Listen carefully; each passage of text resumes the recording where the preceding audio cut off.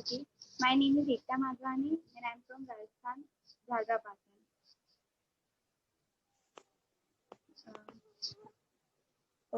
Myself Mamta Gupta. I'm from Uttar Pradesh. Okay, so I started. ख्वाब तो ऐसे जैसे मानो मेरी नींदों की निगरानी है, पर मुझे उसने दिया सिर्फ आंखों में पानी है। इश्क के समंदर में मैं इतना डूबती चली गई थी, तेरे साथ आशिकी में सब कुछ भूलती चली गई थी। खुद को बर्बाद कर बैठे सौदा जैसे अपने आप का किया। अब जानकर दुख होता है कि किस अनजाने में मैंने ये पाप किया। शायद ख्वाब सारे मेरे थे, तुमने तो मजाक किया, और उस दिन मैंने अपने टूटे सपनों का एक एक हिसाब किया। मान बैठे थे सब कुछ, जिसे सोचा था एक दिन उसी सोचा न था कभी कि एक दिन उसी से चोट खाएंगे, और उस दिन ये इश्क का असली मतलब हम समझ पाएंगे। माना ख्वाब अनेक थे, पर उनमें सिर्फ तुम ही एक थे। न जाने ये इश्क का कैसा बवंडर था, इसमें छुपा एक बेहुदा शख्स था। ख्वाबों में जो देखा था मैंने, उसे ही सच माना था। सच को तो शायद ही मैंने कभी पहचाना था।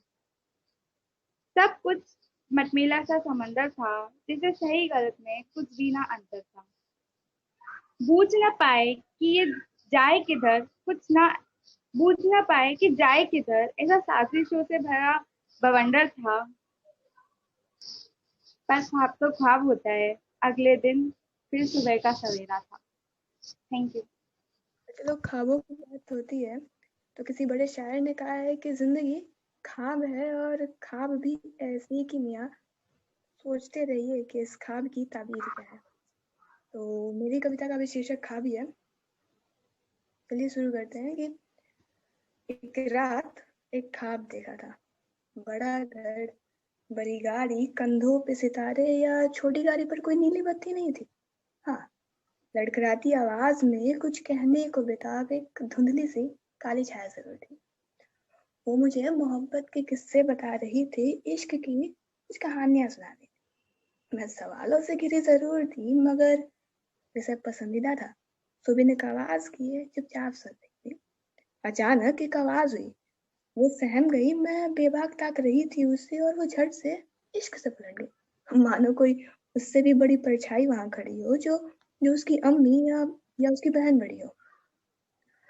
वाकिफ हो ही रही थी अभी मोहब्बत के किस्सों से। इससे पहले सवाल उसने दागने शुरू कर दिए, मानो मैं केबीसी के हॉट सीट पे हूँ और वो अमिताभ सर वाली पोजीशन लिए हो। हाँ, तो सवाल शुरू थे उनके। भाई बहन में बड़ी लगती हो, जिम्मेदारियां कितनी संभाली है तुम? दादी के टूटे चश्मे का कितनी बार ख्याल किया है, या बाबा के दर्द भरी आवाज को कितनी बार सुना है? पुरानी गलतियों पे अपने कितनी बार पछतावा किया है? गिनती की है कभी चौक पे खड़े खाकी वर्दी को कितनी बार रिश्वत? नीली बत्ती का ख्वाब देखा था ना, फिर क्यों धूल भरी किताबों से यूं किनारा कर लिया है? सवाल और भी दाग रही थी वो, जवाब एक के भी नहीं थे मेरे पास। और वो बड़ी वाली परछाई जिसकी बात की थी मैंने, वो धीरे धीरे जाने लगी थी। मेरे सामने वाली काली छाया इश्क पर वापस आने लगी थी। पसंदीदा विषय पर मेरे फिर वो कहने लगी थी, मोहब्बत के किस्सों को फिर गढ़ने लगी थी। मैं सुन रही थी उसे, पर पुरानी बातें उसकी मुझे काट रही थी। मैं सुन रही थी उसे, पर पुरानी बातें उसकी मुझे काट रही थी। कोई इतनी देर तक ख्वाब नहीं देखता, और मैं नींद में होकर भी जाग रही थी। मैं सुन रही थी उसे, पर पुरानी बातें उसकी मुझे काट रही थी। कोई इतनी देर तक ख्वाब नहीं देखता, और मैं नींद में होकर भी जाग रही थी। खैर, सवेरा हुआ, जाग गई, चाय भी राह ताकने लगी। नीली बत्ती और ख्वाबों का शहर फिर मेरे सामने था। शजर से उड़े पंछी की तरह मैं फिर हाँफने लगी। एक ख्वाब ख्वाब में मुझे ख्वाबों और सवालों में उलझा गया। एक ख्वाब ख्वाब ख्वाब में मुझे ख्वाबों और सवालों में उलझा गया। घड़ी की कांटों ने समझा और रोजमर्रा के कामों में सुलझा दिया। समझ गई थी मैं, ये सब मोह माया का मंत्र था। ख्वाब और सच में बहुत ज्यादा अंतर था। Thank you.